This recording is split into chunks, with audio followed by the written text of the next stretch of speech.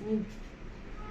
आप बताइए, आप कैसा पेपर हुआ आपका, क्या प्रॉब्लम थी? मेरा पेपर तो बहुत अच्छा तो नहीं हुआ, क्योंकि मैंने प्रीवियस ईयर जैसा पहले पेपर आता था वही सॉल्व किया, क्योंकि अभी तक तो इसका कुछ पता ही नहीं चल पा रहा था कि क्या May आए? 13 के बाद से ही सबको पता चला कि सिलेबस चेंज हो रहा है, मतलब क्वेश्चन चेंज कर रहे हैं, पैटर्न चेंज कर रहे हैं।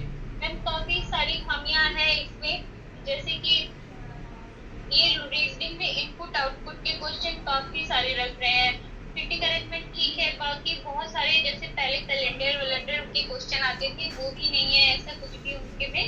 और क्या कहते हैं कि मैम एक तो मैथ 3-4 क्वेश्चन मैथ के भी रख रहे हैं जिनका बैकग्राउंड मैथ नहीं होता। बेसिकली स्टेनोग्राफर हाँ, के स्टेनो वाले स्टूडेंट बच्चों कोई का मैथ बहुत नहीं से होता होते है। हैं जो मैथ नहीं होता है, बिल्कुल। लेकिन जिनकी जो मैथ बैकग्राउंड से है भी नहीं, तो उनके लिए तो थोड़ी सी दिक्कत है, हाँ। क्योंकि वो नहीं पढ़ते हैं। हम लोग तो 10+2 तक मैथ रही है तो हम लोग तो कर लेंगे, पर बहुत से लोगों की मैथ अच्छी नहीं होती है तो उसमें भी दिक्कत है।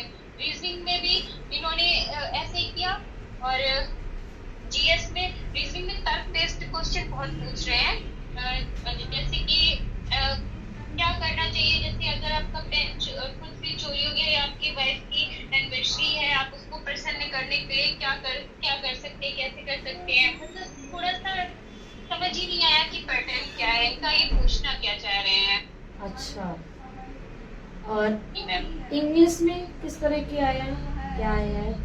मैम इंग्लिश ठीक है, बहुत ज्यादा लेंथी है थोड़ी सी, मतलब इंग्लिश कैच कर रही है, पर जीएस बहुत ज्यादा खराब कर रहे हैं। जीएस में एक भी स्टैटिक का क्वेश्चन नहीं था, जैसे पहले टीसीएस करती थी कि टीसीएस का एक कंफर्म रहता था कि वो 10 नंबर का स्टैटिक पूछ रही है, 10 की इतनी है, हिस्ट्री जियोग्राफी पूछ रही है, पर इनका कुछ भी नहीं था। करंट अफेयर्स के में भी 1 से 2 क्वेश्चन थे, बाकी सारे क्वेश्चन ज्यादातर स्टेटमेंट बेस्ड थे, सारा स्टेटमेंट बेस्ड। जैसे किसी नदी के बारे में पूछा उन्होंने तो उसके लिए 4 ऑप्शन दिए, मतलब 4 पूछा कि उसका उद्गम कहाँ से होता है, वो मिलती किसमें है, और इसकी सहायक लेफ्ट बैंक ट्रिब्यूटरी है। जैसे आप समझिए कि यूपीएससी का पैटर्न होता है, 4-4 चरण दे दिए, फिर अच्छा। उसको पूछ लिया कि कौन सा स्टेटमेंट केवल 1, केवल 2, केवल 3, ऐसे करके मैम उन्होंने क्वेश्चन पूछे। काफी सारे ऐसे ही था, हिस्ट्री में भी ऐसे ही था मे बी, और रीजनिंग का तो फिर वही सबका ऐसे ही रहा था। इंग्लिश थोड़ी ठीक थी, जिसने बहुत अच्छे से पढ़ी है, प्रिपरेशन बहुत अच्छी कर ली थी,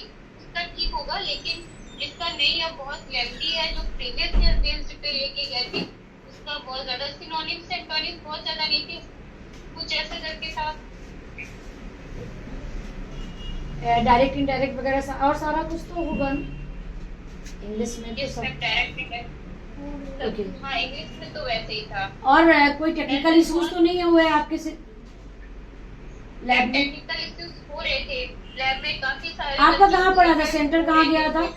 सेकंड मीटिंग में है ना मेरा आपका? सेंटर, सेकंड मीटिंग यस में। मैम, मेरा सेकंड मीटिंग में था। 1:15 से 1:15 तक, और मैम मेरा सेंटर सचिन नगर में गया था, आरसीआरडी कन्या महाविद्यालय में। अच्छा, कन्या महाविद्यालय।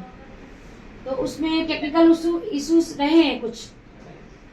यस मैम, टेक्निकल इश्यूज रह रहे थे, काफी सारे बच्चों का 2-3 बार बंद हो जा रहा था, एग्जाम देते देते बंद हो जा रहा था। अच्छा, तुम्हारे साथ तो नहीं हुआ ऐसा?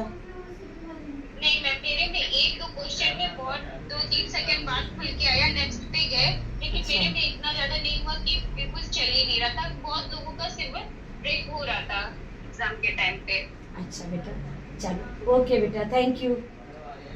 Thank you ma'am. ओके, नमस्ते मैम। नमस्ते बेटा, नमस्ते।